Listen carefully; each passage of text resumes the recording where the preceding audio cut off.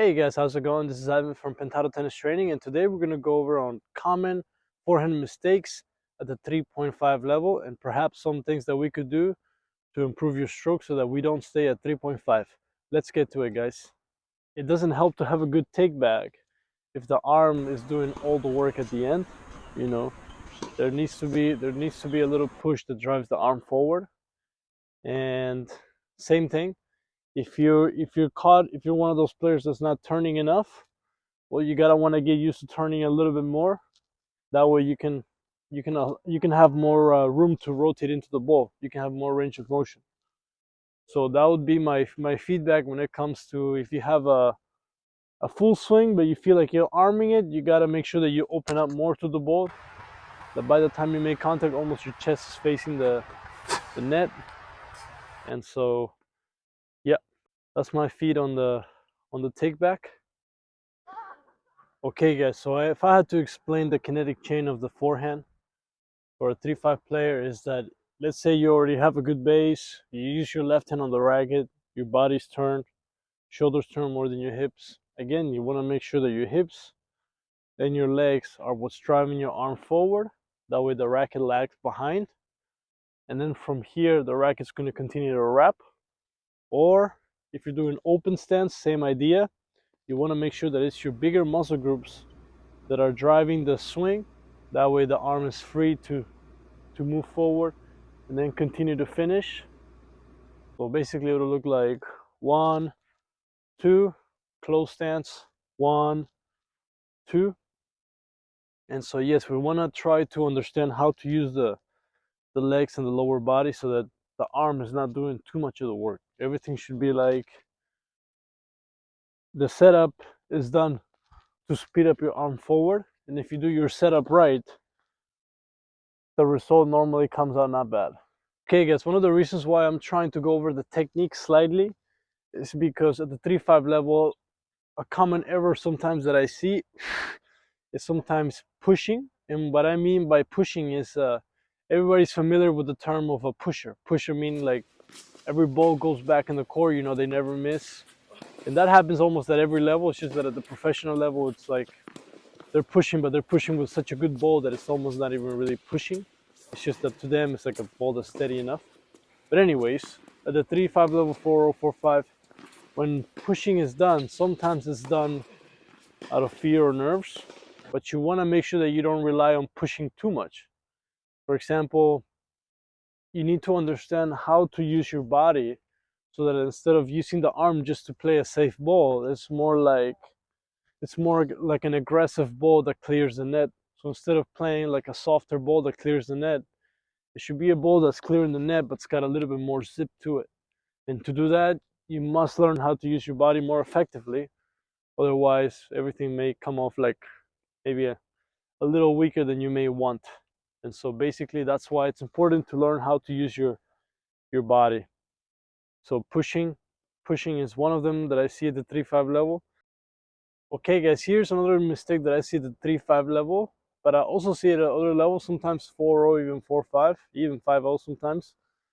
So basically, the takeback is done right and the finish is done right. However, right before the part where the body is going to start opening up, the racket opens up early. This is what we call early racket drop or early opening, and it's where people set the racket in the slot position and then they start to drive forward with their body. So instead of it looking like this, it looks something like the racket is already in the butt cap position and then they drive forward.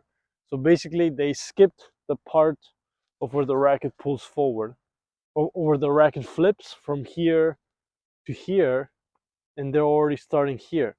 So basically you're losing on range of motion, meaning less power on your shot and perhaps even less consistent too. So you just want to make sure that your racket strings is close prior to the body going, and be careful with opening up your hand too early. One way to fix this is sometimes you just got to really focus on keeping your arm and strings up, and then allowing your body to go and not getting to the habit of dropping early and and then going. So just be careful with this one. From this side it will look like this. So whichever way your take back looks, if it's like this way or if it's this way, just be careful of opening up your racket too early. Try to hold it and allow your body to cause the flip of the arm motion. Another huge mistake at the 3-5 level that I see is not liking and subscribing this video, guys. So make sure you like and subscribe for a better forehand. Here's something else that I see at the 3-5 level, but I also see it at other levels too, but I just want to point it out. It has to do more with the shot selection, and sometimes it can kind of go with the ego. And by that I mean, if you're playing another player that has a forehand just as good as yours, or if not better, but their backhand isn't very good, which happens to be a lot of the times, because a lot of times players have a stronger forehand than backhand, and sometimes it's the other way around, so just keep that in mind. But just because your forehand is okay and their forehand is pretty good doesn't mean you have to continue to go to their forehand. So they will get into like this forehand battle and not realizing in the match or in point situation that their backhand is much weaker, that if you just made 2 balls in a row to their backhand, you would get a short ball right here that then you can attack, rather than going to their forehand and sometimes maybe getting burned just because of you wanting to play to their strength rather than you wanting to play to their weakness. So that's just more of a shot selection. So again, if your opponent does not have a good backhand, then there's no need to go to their forehand that much. From a perspective that if your opponent has a weaker side, you want to go to that side.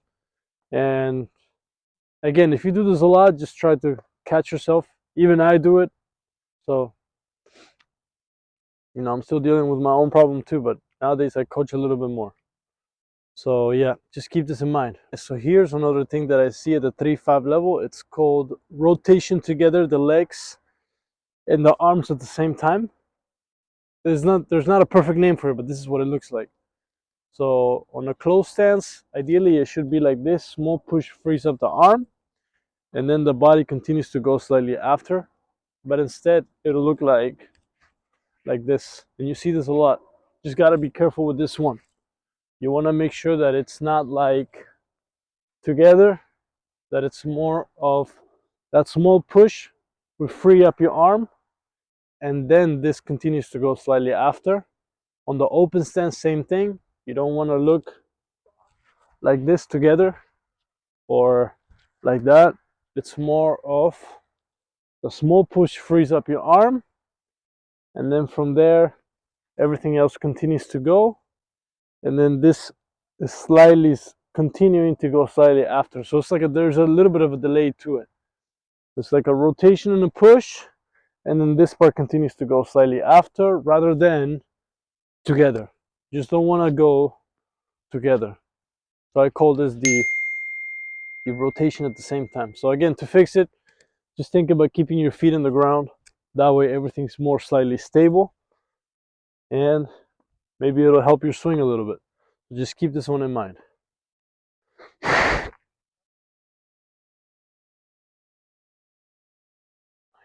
Thank you so much for watching, and stay tuned for the next video. Like and subscribe. Take care.